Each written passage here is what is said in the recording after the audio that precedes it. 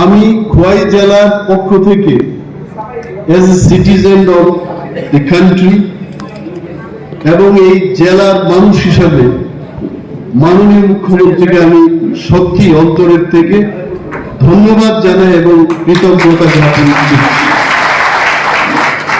কারণ হলো 1963 সাল থেকে ত্রিপুরায় আমরা 11 জন মুখ্যমন্ত্রী পেয়েছি এবং এই 11 জন মুখ্যমন্ত্রীর মধ্যে প্রফেসর ডক্টর মানিক সাহা, যিনি আমাদের বর্তমান মুখ্যমন্ত্রী, উনি এইবার মনে হয় প্রথমবার খোয়াই শহরে, খোয়াই জেলার হেডকোয়ার্টারে 9:30টায় একটা পদযাত্রায় অংশগ্রহণ করেছে।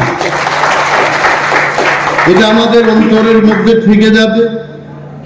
খোয়াইবাসীর সমস্ত জেলার মানুষের কাছে এটা স্বর্ণাক্ষরে লিখিত থাকবে যে উনি আমাদের মাঝে এত সকাল বেলায় এসেছেন এবং আবারও ধন্যবাদ জানাচ্ছি। বিনয়ী মানুষ, ভেরি সিম্পল, এটা কল্পনাও করা যায় না। আমি অবশ্য ভাবি যে আমরা কাকে দেখেছি মুখ্যমন্ত্রী বলতে আমরা মানিক সরকার মহোদয়কে মুখ্যমন্ত্রী হিসেবে দেখেছি বা আরো অনেক মুখ্যমন্ত্রীদের দেখেছি। But I can tell with my experience, এই যে এত বিনয়ী এবং সিম্পল সাদাসিধে মানুষের সাথে পায়ে হেঁটে উনি কিন্তু সারা খোয়াই মহকুমা পরিক্রমা করেছেন আজকে 5 কিলোমিটার, যেটা ভাবতে অবাক।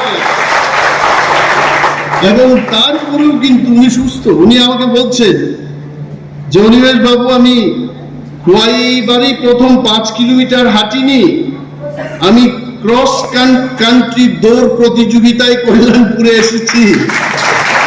বিশাল জিনিস।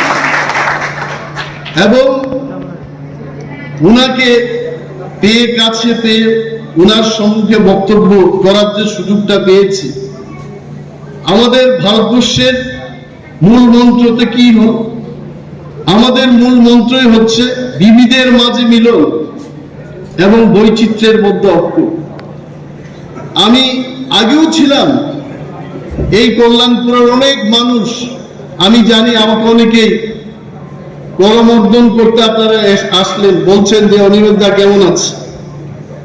বৈচিত্র্যের মধ্যে ঐক্য এবং বিবিধের মাঝে যে মিলন, এটা দেশের প্রধানমন্ত্রী নরেন্দ্র মোদীজি আরো এই স্লোগানটাকে করেছেন।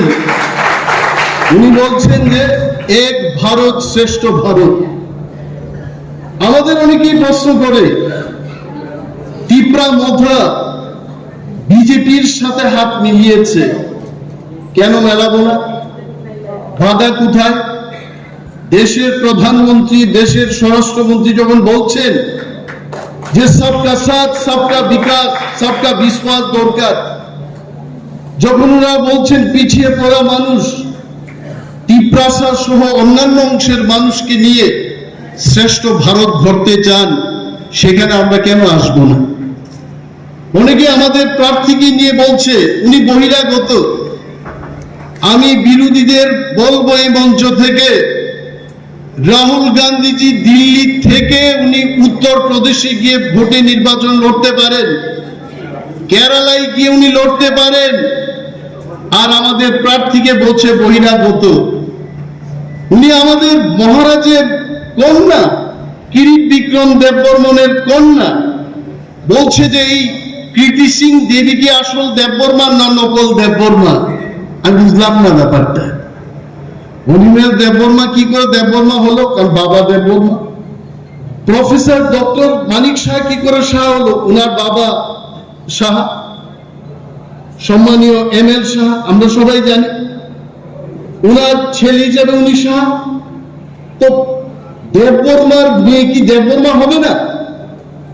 এই যে কতগুলি কথা নিয়ে তারা বলছে যে প্রার্থী বহিরাগত, উনি বহিরাগত না, উনি এই ত্রিপুরা রাজ্যের মহারাজার ঘরের কন্যা। উনাকে আমরা সম্মান করি এবং সম্মান দেব।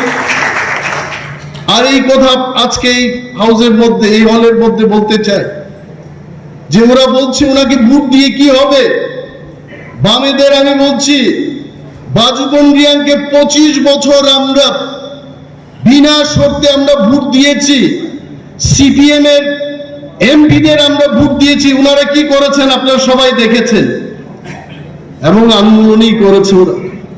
মুখ্যমন্ত্রী যে আমাকে বলেন, অনিমেষ বাবু, তাদের আন্দোলনের কোন এক সময় আমিও 1-2 মাস আন্দোলন করেছি ওনাদের সাথে। উনাদের ফাঁদে পা দেবেন না, উনি আমাকে বলেছেন। আপনি আমার ভাইয়ের মতো, আপনাকে বলছি, বামেদের ফাঁদে পা দেবেন না। আমি বললাম কেন? বলছে ওরা নানা ষড়যন্ত্র করতে পারে। আপনাকে ভালো বলবে, আমার পার্টির মধ্যে, বিজেপির মধ্যে, টিপ্রামথার মধ্যে কে ভালো লোক তারা ঠিক করে দেবে, তারা প্রার্থী ঠিক করে দেবে। হ্যাঁ, আর আমাদের প্রার্থী আমরা নিজেরাই ঠিক করতে পারবো না। কিন্তু একটা কথা সত্য, টিপ্রামথা, বিজেপি এবং আইপিএফটির মধ্যে যখন এই সমঝোতায় সমন্বয় হলো, এদের পায়ের তলার মাটি নেই, এরা বুঝতে পেরেছে। কেন আমি বলছি? ত্রিপুরার পূর্বতন মুখ্যমন্ত্রী মানিক সরকার, আমি সম্মান দিয়ে বলছি, উনি কিন্তু নাস্তিক। উনার উইকিপিডিয়াতে লিখেছেন অ্যাথেইস্ট। অ্যাথেইস্ট কথার অর্থ হচ্ছে ধর্মে বিশ্বাস করি না, স্বর্গ নরকে বিশ্বাস করি না, এই জীবনটাই শেষ জীবন। এইটাই হচ্ছে নাস্তিকের সূত্র। কিছুদিন আগে বক্তৃতা করতে গিয়ে বলেছেন যে আমি তো আর বেশি দিন বাঁচবো না, আমি যখন স্বর্গে যাব আমি কি কি কাজ করেছি আমি বলতে পারবো। আমি বললাম, এই লোকটা কবে থেকে ধর্মে বিশ্বাসী হতে শুরু করেছেন? আরে স্বর্গে যিনি বিশ্বাস করতেন উনি স্বর্গে যাবেন। আমি ওই লোকটাকে বললাম, যে লোকটা আমাকে দেখিয়েছে, বললাম উনি যা যা কাজ করেছেন 20 বছরে, ঈশ্বর ভগবান স্বর্গের গেটটা বন্ধ রেখে বলবে তুই বাইরেই থাকো, এখানে তোমার ঢোকার কোনো রাস্তা নেই। কেন জানেন? আমি মানিক বাবুকে শ্রদ্ধা দিয়ে, আমাদের মুখ্যমন্ত্রী মানিক বাবু না, পূর্বতন মুখ্যমন্ত্রী মানিক সরকারকে বলছি, স্বর্গে যাওয়ার দরকার নেই আপনার। আপনি পৃথিবীতে যা যা করেছেন, আপনার সেই কাজের ফল 10,323 জন লোকের চাকরি শেষ হয়ে গেছে। তারপরে বলবেন উনি ভালো কাজ করেছে। যেখানে কমিউনিস্ট, আপনারা তো সচেতন নাগরিক, বিশিষ্ট নাগরিক, যেখানে কমিউনিস্ট এখানে কিন্তু বিভাজন। এরা মানুষের মধ্যে ভেজালটা লাগাবে, রাজনীতি করবে। খোয়াই জেলার মধ্যে মহকুমায় আমরা কি দেখেছি? 97 সালের কথা আপনারা ভুলতে পারবেন? আমাদের টিপ্রা এবং বাঙালিদের মধ্যে সন্দেহের সৃষ্টি করিয়ে অনেক ব্যবসায়ীর ক্ষতি হয়েছে। আমি বলছি, এই হলের মধ্যে অনেক ব্যবসায়ীরা থাকতে পারে, টিপ্রারা ভয়ে আসতে পারতো না। খোয়াই, কল্যাণপুর, এটা কাদের সৃষ্টি ছিল? এবং তাদের যে 35 বছরের শাসনে আমরা 80 জুনের দাঙ্গা দেখেছি, এটা ভুলে যাবেন না। আর আজকে ত্রিপুরায় ভারতীয় জনতা পার্টির নেতৃত্বে যখন সরকারটা হলো, তারা বলতে পারবে একটা দাঙ্গা হয়েছে ত্রিপুরায়। আর যতদিন ভারতীয় জনতা পার্টি এবং তার সহযোগীদের সরকার থাকবে, ত্রিপুরা রাজ্যে জাতি উপজাতি ত্রিপুরাদের মধ্যে আর দাঙ্গাও হবে না। তাই কেন যাব? এদের কথাই বললে হবে যে আমরা করছি, গরিবের সাথে করছি, লড়াই চাই, লড়াই করে বাঁচতে চাই। আর এমন লড়াইটা করাইছেন, ধনী মানুষ গরিব হয়ে আর বাড়ির বাইরে যাওয়ার কোনো টাকা নেই। বুলুদা এটা ভালোই জানে।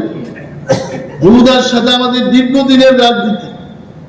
এই লড়াই আমরা চাই না। আমাদের লড়াইটা হবে সবাই যেন ভালোভাবে থাকতে পারে, গরিব মানুষ যেন সরকারের সুবিধা পায়, মানুষ যেন কথা বলতে পারে আমাদের এমপির সাথে।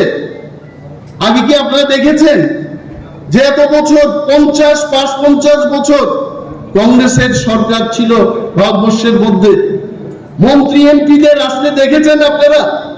তখন আসতেন না, তারা সবাই বড় লোক। আর আজকে ভারতীয় জনতা পার্টি নরেন্দ্র মোদীজির নেতৃত্বে যখন কেন্দ্রের সরকারটা গঠন হলো, ত্রিপুরা রাজ্যের মধ্যে প্রতি মাসে কোনো না কোনো কেন্দ্রীয় মন্ত্রী ত্রিপুরা রাজ্যে আসছেন মানুষের খবর নেওয়ার জন্য। এই হচ্ছে নরেন্দ্র মোদীজির সরকার। আমি বিশেষ বক্তৃতা করবো না, কারণ মাননীয় মুখ্যমন্ত্রী আরো প্রোগ্রাম আছে। আর আপনারা যারা বইয়ে বক্তৃতা শুনতেছেন, আমরা তো বক্তৃতা দিতে দিতে আমরা মজা পাবো, কিন্তু আপনাদের তো ফ্যান নাই, কিচ্ছু নাই, আপনারা কেমনে বক্তৃতা শুনবে?